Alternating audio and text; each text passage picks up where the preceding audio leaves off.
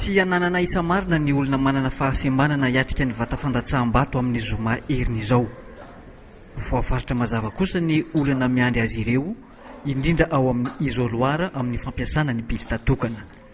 Efa mivonona ho amin'izay ianao antenaina Rajonarson, manana fahasembanana amin'ny fahitana. Ny zavatra eritreretinay zao hoe tsy mila olona zany zay miasisty anay dia olona mahatoky, dia tsy fantatra aloha ahoana fanatanterana azy hoe mitondra olona hitsofoka ao hikose an'le safidinay zany. Misembana ara-batana, misehatra olana ihany koa amin'ny fampiasana ny pili-tatokana, indrindra ireo mitondra beky satria tsy maintsy ampiasa tanana.